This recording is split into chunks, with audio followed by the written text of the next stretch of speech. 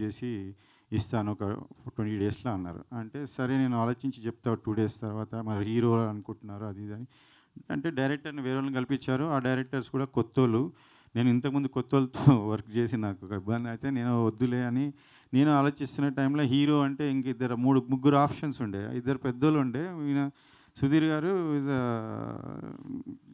ఆళ్ళిద్దరికన్నా చిన్నగుండే. అయితే నాకు generally that's what I'm very నేను చాలా మిడిల్ క్లాస్ ఫ్యామిలీ నుంచి వచ్చినానండి. కష్టపడేటోళ్ళంటే నాకిష్టం. వాళ్ళని కన్సిడర్ చేద్దామని ట్రై చేసా. లేకపోతే నాకు చాలామంది పెద్ద హీరోల ఫ్యామిలీస్ వాళ్ళ పిల్లలు చాలామంది తెలుసు నాకు. నేను పోవచ్చు, అప్రోచ్ అవ్వచ్చు. కానీ ఇలాంటి రోలు నాకు అనిపించింది ఏందంటే సుధీర్ క్యాన్ డూ ఇట్. ఎందుకంటే ఆయన ఆయన హంగర్ ఆ చిన్న ఆహ్, వచ్చిండు కాబట్టి ఆ హంగర్ ఉంటది. అంటే ఆ రోల్‌ని చూసినప్పుడు మనకి ఈ ఈ ఈ హీరో చేయగలుగుతాడు హీరో అని నాకు జడ్జిమెంట్ ఉంది. ఎందుకంటే నేను చాలామంది సినిమాలు చూసి చెప్తుండే. ప్రివ్యూ‌లోకి పోయి చెప్తుండే ఈ సినిమా ఆడదు, ఆడుతున్నా నేను ఆల్మోస్ట్ 90% కరెక్ట్ ఉండే దాంట్లో. సో, నేను అట్లా సుధీర్ గారు అనంగానే నేను ఓకే అన్నా. ఆయనకి ఇది స్టోరీ నచ్చిందని ఆయన కూడా ఇంట్రెస్ట్ ఉండే. ఓకే అని ఇంకా అప్పుడు అంటే మీరు చెప్తూ 40% స్టోరీ ఉంది. 40% స్టోరీ తోటే మేము ఓకే చేసాం అంటున్నారు. అంటే సుధీర్ కూడా హీరోగా వచ్చినప్పుడు కూడా అంతే 100% లైనే కంప్లీట్ సార్ లైనే.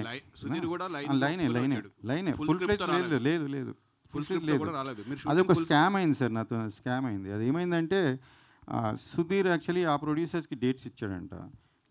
అయితే ఈ ప్రొడ్యూసర్‌కి ఎన్ని సినిమాలు చెప్పినా ఆయన నచ్చలేదంట. ఈ ఈ పర్సన్స్ స్క్రిప్ట్ చెప్పంగానే ఆయన నచ్చిండంట. అప్పుడు నా డబ్బులు ఇస్తా అని నాకు ఆఫీస్ పిలిచి నాకు ఈ స్టోరీ చూపించారు. ఇది ఆయన్ని ఒప్పుకున్నాడు. చెప్పినాయన నరేష్ ఒప్పుకున్నాడు. ఇది నేను డెవలప్ లేదన్న. తర్వాత నాకు ఎప్పుడు చెప్పారంటే రాసుకుంటా సుధీర్ రైటర్ కూడా ఉండే, మా రైటర్ నేను ఇద్దరిని పెట్టా. అందరు రైటర్లు చెప్పిన ఎందుకు ఇంత స్క్రిప్ట్ ఎందుకు లేదు అంటే అన్న అది సారు నాకు ఆయన ఏ స్టోరీ నచ్చలేదంటే లాస్ట్ సుధీర్ వేరేలో డేట్స్ ఇస్తాడంటే నన్ను తీసుకుపోయి కల్పించిండు. అప్పుడు ఏది చెప్పాలి నా దగ్గర 2 స్టోరీలు ఉండే ఒకటి చెప్పినా ఆయన నచ్చలేదు. ఇంకోటి ఇది అట్లనే చెప్పేసిన నచ్చిండు అని చెప్పారు. అది ఆ స్టోరీ ఇంకా నన్ను ఇరికిచ్చారు అందులో. సో ఇది జరిగింది. సో నేను అది డెవలప్ చేయించుకున్నాను. ఈవెన్ ప్రీ ప్రొడక్షన్ 5 మంత్స్ వరకు హాఫే రాశారు.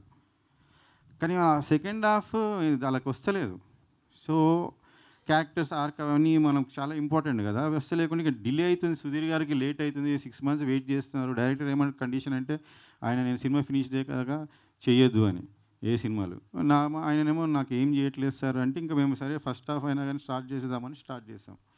అది అయిపోయినాక నేను లాక్ అయిపోయినా బేసికలీ. సో నాకు తర్వాత బడ్జెట్లు ఎక్కువైపోయి ఆయన అన్‌ప్రొఫెషనలిజం వల్ల చాలా కష్టమైంది. సో, ఇప్పుడు మీరు కంప్లీట్ చేస్తున్నారా? వేరే డైరెక్టర్‌ని పెట్టుకున్నారా? అంటే నాకు ఎంతవరకు కంప్లీట్ అయింది ఇప్పటివరకు? ఇప్పుడు 100% ఫినిష్ అయింది. ప్యాచ్ వర్క్స్ ఉంటాయి.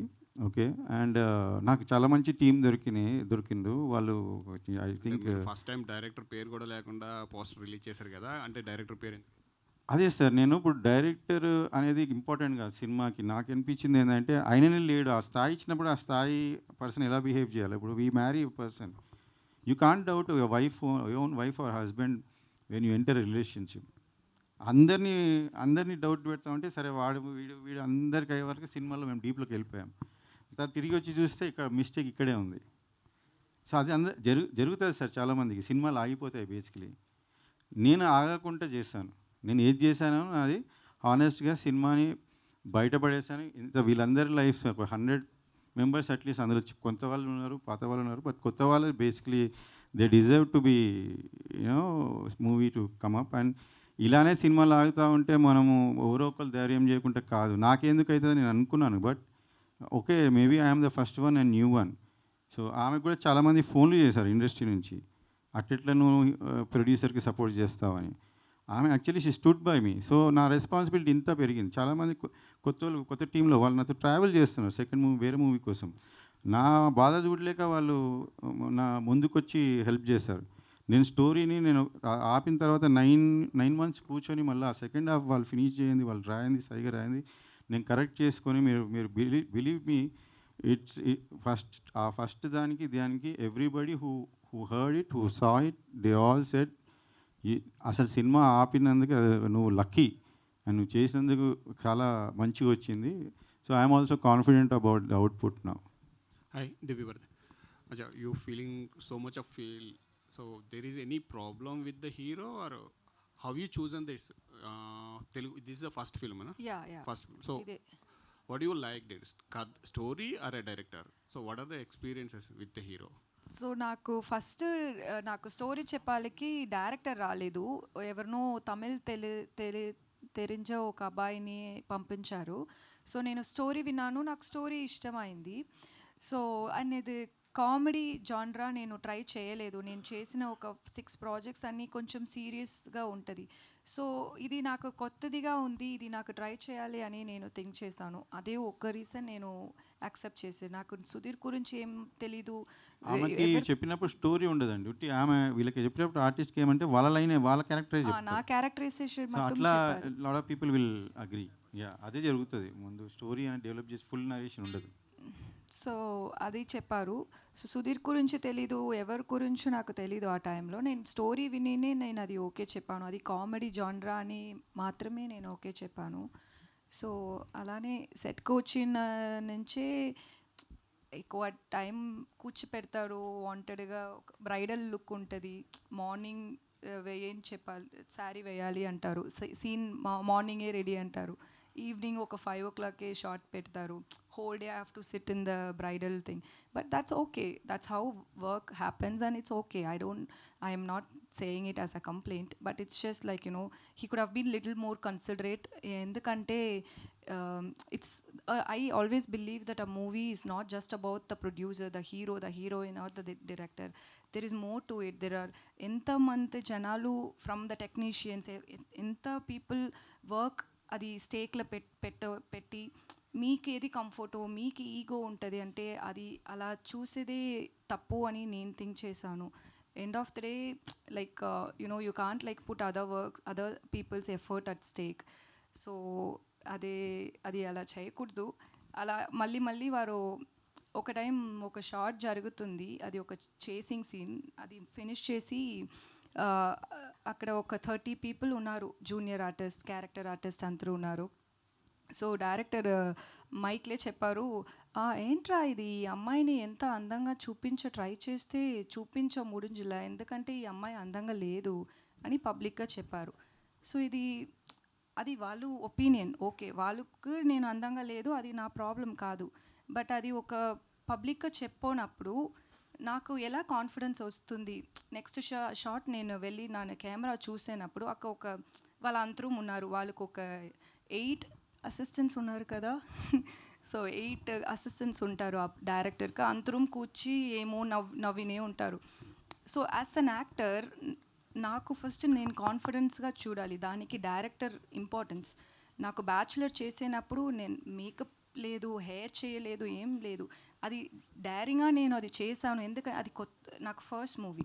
Still I did it because of the director and cameramans confidence. They told me that you know మీరు ఇలానే ఉండండి, ఇది బాగుంది. అది ఆ కాన్ఫిడెన్స్ కావాలి నాకు. సో ఒక ఫస్ట్ టైం ఒక మూవీ చేశాను, ఒక కొత్త ఇండస్ట్రీ, అది అన్నీ వాళ్ళు ఏం థింక్ చేయనే లేదు.